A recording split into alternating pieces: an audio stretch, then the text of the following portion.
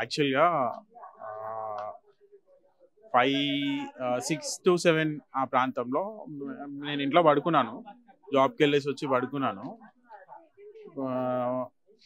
7:30కి ఏమో మా డ్యాడీ వచ్చి మా డ్యాడీకి రెంటర్స్ చెప్పినారు. ఇట్లా సో అండ్ సో ఆ బిల్డింగ్ వచ్చేసి కుంగిపోతుంది, పడిపోతుంది, అది ఊగుతుంది. ప్లస్ ఆ బిల్డింగ్‌లో నుంచి వాళ్ళు కూడా ఎవరైతే టెనెంట్స్ ఉన్నారో వాళ్ళు అరుచుకుంటూ చేసుకుంటూ కిందకి దిగిపోయినారు. దిగిపోయి అది క్రాస్ అవ్వడంతోని. క్రాస్ అవ్వడంతో వాళ్ళు భయపడి దిగిపోయేసరికి మా టెనెంట్స్ అందరూ భయపడి మా డాడీకి చెప్పినారు. ఎందుకంటే అది ఎగ్జాక్ట్‌గా మా ఫ్లాట్ పైకే ఉందది. సో మేము కూడా వెంటనే హౌసు అంటే మేము అంతా ఫర్నిచర్ ఏమి తీసుకోలేదు. జస్ట్ మేము బయటకొచ్చేసినాం అంతే. బయటకొచ్చి కూర్చున్నాం. నైట్ నుంచి అట్లాగే కూర్చున్నాం. అంటే ఇంట్లోకెళ్ళాలంటే అదొక భయమనమాట. చెప్పలేము ఈ టైంలో. ఎళ్ళినామంటే ధన్మని పడిపోయిందనుకో ప్రాబ్లమ్ అయితది గదా! ఇగ అట్లాగే మన పోలీస్ వాళ్ళు, మళ్ళీ డీఆర్ఎఫ్ వాళ్ళు వీళ్ళంతా బయటికి లోపటికి పోనీయలేరు మాకింట్లోకి. అవసరం లేదు. మీ లగేజ్, గిగేజ్ ఏం తీసుకోకండి. చూద్దాం అదైతే ఫస్టు అని అన్నారు. సో, తర్వాత మళ్ళీ మన జేసీ గారొచ్చినారు. సో, కమిషనర్ గారి నుంచి లెటరొచ్చింది. సో, వాళ్ళంతా మన జీహెచ్ఎంసీ వాళ్ళు, ఈ అసిస్టెంట్ ఇంజినీర్లు, మళ్ళీ ఎ ఎలక్ట్రి ఎలె ఎలక్ట్రిక్ డిపార్ట్‌మెంటు, మళ్ళీ పోలీస్ డిపార్ట్‌మెంటు వీళ్ళందరూ, మళ్ళీ ర్యాపిడ్ యాక్షన్ ఫోర్సు ఇది బాగా బాగా వాళ్ళు బాగా స్ట్రగుల్ చేసినారు నైటు. కార్పొరేటర్ వచ్చిండు. మళ్ళీ మన ఎమ్మెల్యే గారు కూడా వచ్చారు. గాంధీ గారు. అందరూ వచ్చినారు. వాళ్ళు నిన్న నైటే వచ్చినారు. నైట్ వచ్చేసి ఆ జేసీబీతోన మొత్తం మడ్ మొత్తం క్లోజ్ చేస్తే ఇప్పుడు ఆ మిషన్ ఆడ కూర్చుంది. లేకుంటే అది కొంచెం గుంతలు గుంతలు ఉండేదది.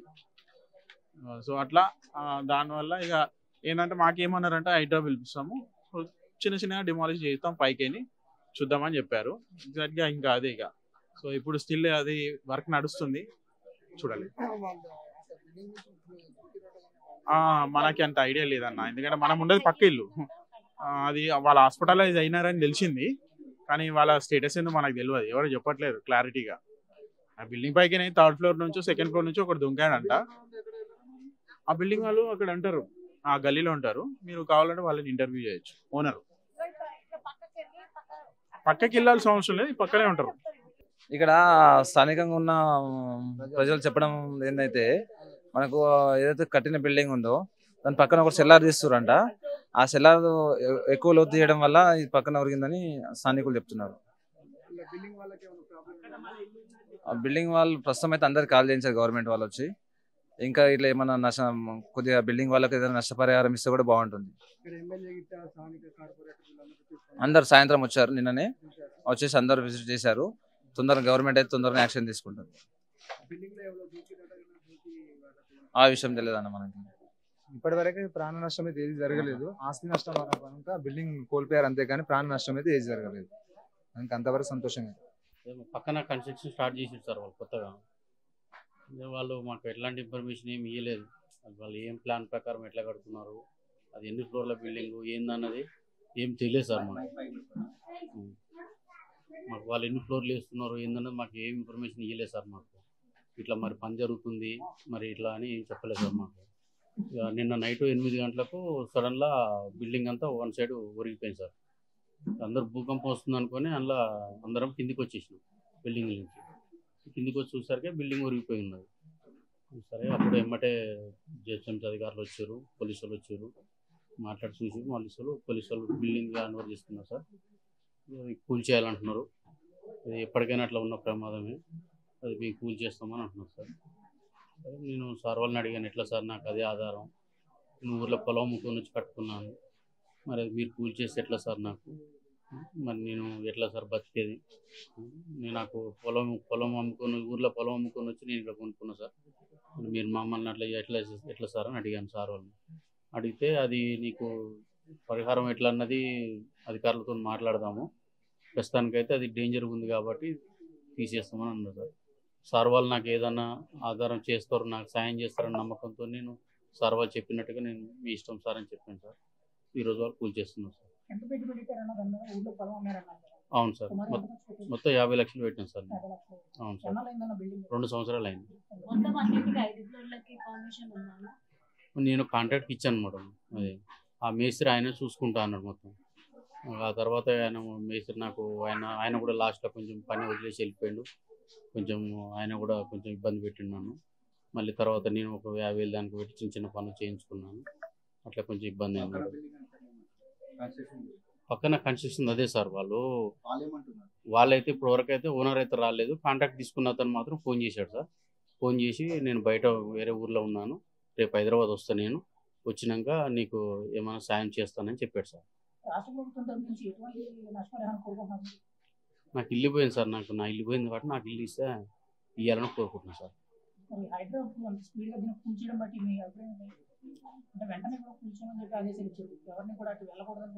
అవును సార్, అది ఎవరికైనా ప్రాణం ఉంటుంది, అంత పిల్లలు ఉన్నారు, అది ఎప్పటికైనా డేంజరు, అది మీరు ఖచ్చితంగా తీసేయాల్సిందే అని చెప్పారు సార్ వాళ్ళు. సార్ వాళ్ళు చెప్పినాక, వాళ్ళ అధికారులు చెప్పినాక వాళ్ళు నా బాధ అంతే సార్. నా బ్యాడ్ లక్ అంతే, నా ఇల్లు పోయింది. సొంత ఇల్లు ఉన్నారు చాలా మంది. ఫస్ట్ వాళ్ళు ఉంటుంది బిల్డింగ్. అవును, రెంట్కి ఇచ్చినాను. ఫ్యామిలీస్ ఇక్కడ చుట్టుపక్కల సెక్యూరిటీ గార్డు ఆఫీస్ పనిచేస్తారు, కొంతమంది ఫ్యామిలీస్ ఉన్నారు, అట్లా ఉన్నారు సార్. 50 గజాలు పక్కనది 200 గజాలు. అదే మేస్త్రి చెప్పాడు సార్ నాకు. మేస్త్రి ఏం చేసిండు అన్నది తెలియదు సార్ నాకు. కాంట్రాక్ట్ ఇచ్చాను సార్ నేను.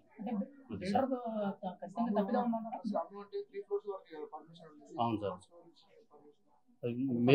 మేస్త్రి ప్లాన్ చేసిండు సార్ అది యాక్చువల్గా. అవును సార్, మేస్త్రి చెప్పాడు నేను చూసుకుంటాను, నాకు ఇంత అమౌంట్ ఇవ్వి, నీకు కట్టిస్తానని చెప్పాడు సార్ నేను. లేడు సార్ ఆయన. పర్వాలేదు, ఆయన ఇప్పుడు నాకు మధ్యలో కొద్దిగా నన్ను ఇబ్బంది పెట్టాడు కదా, నేను కూడా మాట్లాడలే. ఆయన ఫోన్ చేసి 2 సంవత్సరాలు అవుతుంది మేడం. 2 సంవత్సరాలు అవుతుంది. ఏం లేదు సార్, ఇంతకుముందు ఏం ప్రాబ్లం లేదు. అదే ప్రాబ్లం, ఏం ప్రాబ్లం ఇట్లా చిన్న లీకేజ్ కూడా లేదు సార్ ఇప్పుడు వరకు. బిల్డింగ్ మాకు చిన్న లీకేజ్ కూడా లేదు, ప్రతి ఒక్కటి అన్ని మంచిగా చూసుకున్నాం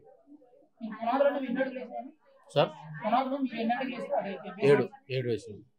11 తీసుకురావాలి, ఇంకా కిందికి తీసుకురావాలి. అవును సార్, అట్లే జరిగింది, వేరే ఆప్షనే లేదు, ఓన్లీ అట్లా చేయడం వల్ల.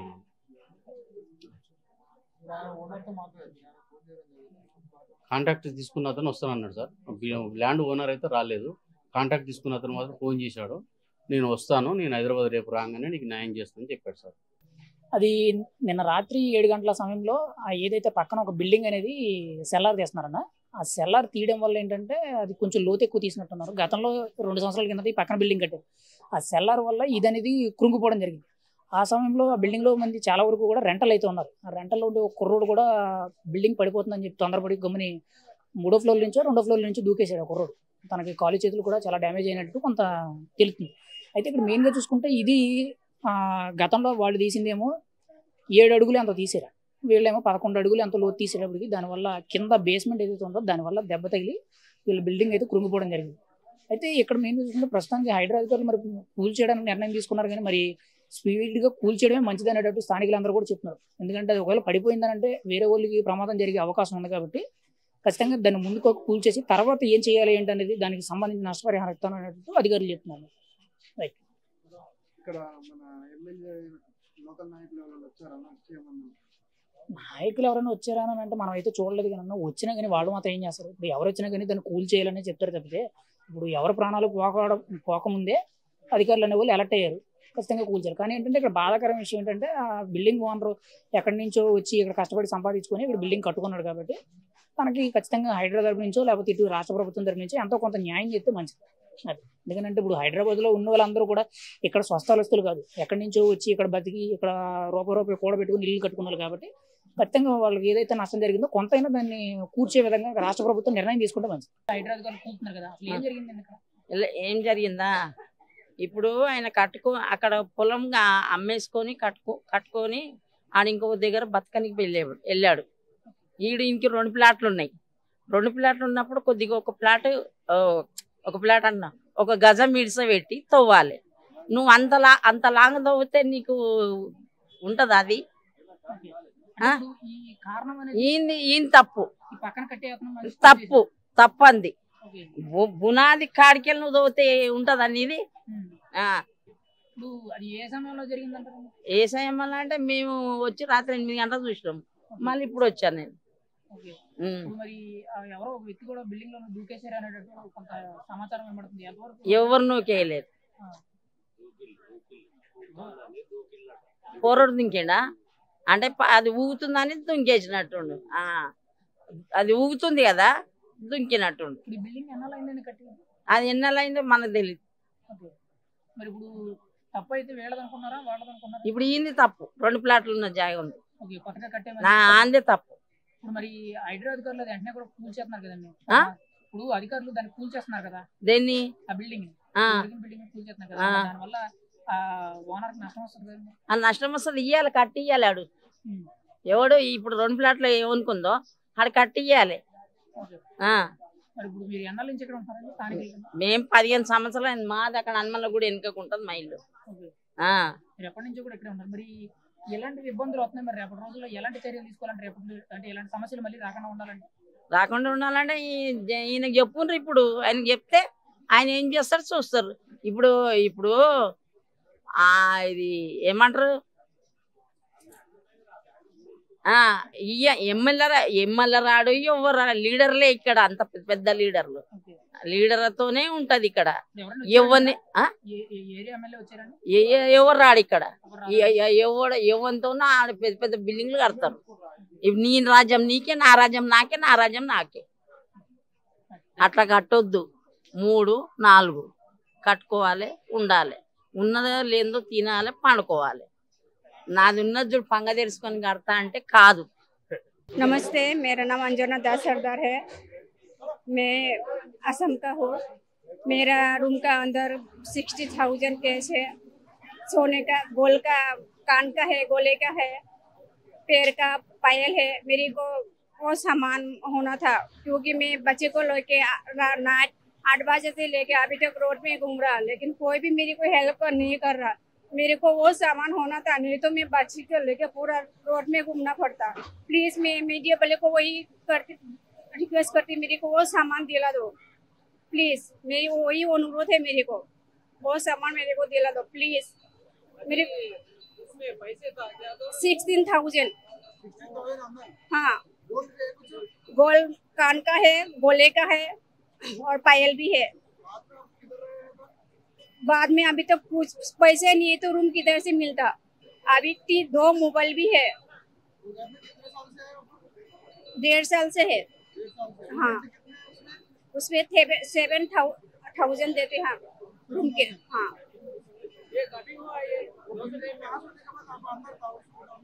मैं अंदर ही था, लेकिन मेरे को 8 बजे 5 मिनट को मालूम हुआ तो मैं बाहर आके पूरा पब्लिक को नीचे बुलाया। इसलिए मेरे को वो सामान लेने के लिए याद नहीं है, इसलिए मेरे को अभी इतना दिक्कत हो रहा। अभी मेरे को हेल्प करने वाला कोई भी नहीं आ रहा।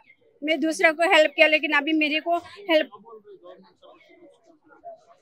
अभी गवर्नमेंट वालों से वही मेरे को रिक्वेस्ट है, मेरे को वो सामान होना। मेरे को मैं 2 बच्चे लेके मैं अभी रोड में घूमना पड़ता। प्लीज मेरे को वही रिक्वेस्ट है, मेरे को वो सामान दिला दो। मैं क्योंकि मैं जनवरी को गांव में जाने वाली थी, अभी मेरे को वही सामान होना। प्लीज मेरे को मीडिया वाले को वही रिक्वेस्ट है, मेरे को वो सामान दिला दो।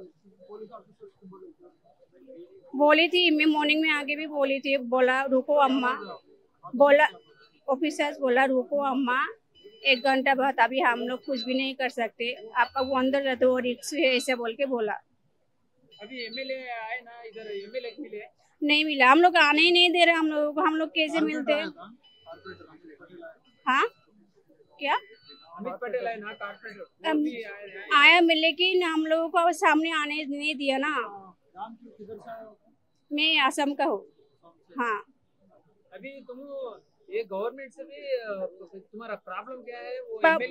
प्रॉब्लम मेरे को वही है। मेरे को अभी रूम दूसरा रूम लेने के लिए भी मेरे को अभी मेरे पास 10 रुपये भी नहीं है। मैं दूसरा रूम कैसे लेती? मेरा मोबाइल भी 2 मोबाइल भी रूम का अंदर है, मेरा पूरा पैसा भी है, फिर सोने का जो था वो भी सामान मेरा रूम का अंदर है। अभी मैं ग्राउंड फ्लोर में।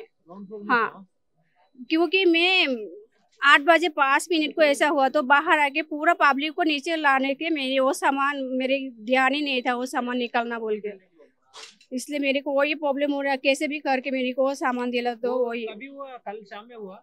कल शाम में 8:05 को हुआ। वो गिरते को तो तुम क्या वो मैं सामान नहीं निकाले, वो गिरते को नहीं निकाला, मेरे को वो ध्यान ही नहीं आया क्योंकि मैं ड्यूटी से आके खाना पका रहे थे।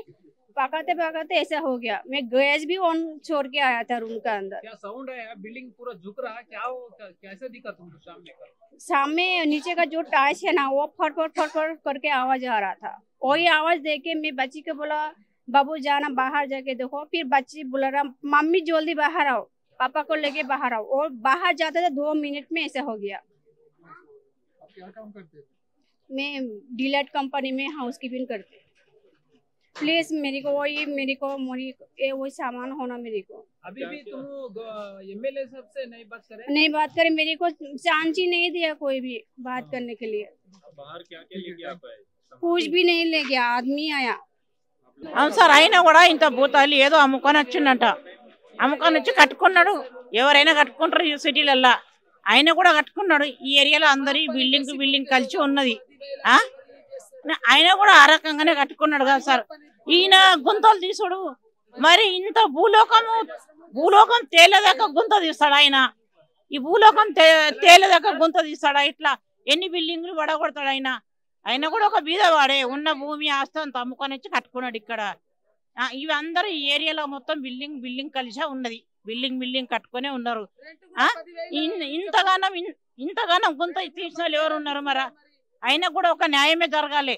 ఆయన కూడా గుంత తీసిన ఆయన ఆ బిల్డింగ్ కట్టి ఇవ్వాల్సిందే, ఒక న్యాయం జరగవలసింది సార్. అయినా కూడా అక్కడ ఊళ్ళల్లో కూడా ఏది లేకుండా అమ్ముకొని వచ్చిండు. ఆయన పరిస్థితి కూడా అర్థం చేసుకోవాలి. ఆయన పరిస్థితి అర్థం చేసుకొని ఈ గుంత ఎవరైతే తీసిండో ఆయన బిల్డింగ్ కట్టేవలసింది సార్. మేము కోరుకుంటున్నాం ఇది ఎవరిదన్నా ఒక న్యాయం దొరకాలని. ईमान जो बड़ा बिल्डिंग हुआ ना, जो हादसा हुआ ना, मैं उसके बारे में बोल रहा हूँ। बहुत गलत हुआ, ये बहुत गलत हुआ। वो कोई भी रहने दो, हिंदू रहने दो, मुस्लिम रहने दो, कोई भी रहने दो, भाई भाई। हाँ तेलंगाना स्टेट में ऐसा हुआ, ऐसा बिल्डिंग हुआ, ऐसा हुआ। हमारी एक ही दुआ है कि ऐसा जुल्म नहीं होना, कल के दिन कोई घर को भी ऐसी परेशानी नहीं होना। 7:38 ఆ ప్రాంతంలో బయట అల్లరి జరుగుతుంది, గొడవ జరుగుతుంది బాగా రోడ్ మీద. నేను టీవీ చూసుకుంటూ కూర్చున్నాను లోపల. ఏంటని కనుక బయటకు వస్తే అంతా వాళ్ళు అంకుల్ ఆ బిల్డింగ్ కొలాప్స్ పడిపోతుంది అని అంటే చూస్తే అది అక్కడ ఉరుగుతుంది బిల్డింగ్. అప్పుడు మేము ఆ పిల్లలందరూ కూడా తీసుకుని బయటకు వచ్చేసి లాక్ చేస్తాం. ఆ సామాన్లు అన్నీ లోపలే ఉన్నాయి. సో అక్కడ నుంచి వెయిట్ చేస్తున్నాం. పోలీస్ వాళ్ళకి ఇంటిమేట్ చేశాను మేము అప్పుడే 100కు ఫోన్ చేసి. సో వాళ్ళ హాఫ్ అన్ అవర్ తర్వాత వాళ్ళు వచ్చి వాళ్ళంతా టీం అంతా డిఎఫ్ఆర్ వాళ్ళు, వైర్, హెల్త్, రెవెన్యూ, మున్సిపల్ వాళ్ళందరూ కూడా వచ్చినారు. నేను హెవ్ డిమాలిషేషన్ మార్నింగ్ స్టార్ట్ అయింది, పీస్ఫుల్గా జరుగుతున్నాం.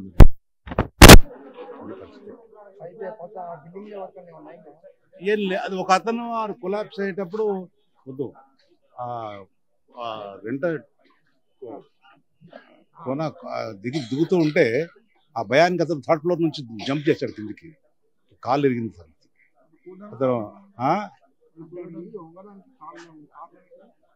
కూడానికి అది ఇక్కడ ఈ పక్క ప్లాట్లో అతను బిల్డింగ్ కన్స్ట్రక్షన్ చేస్తున్నాడు.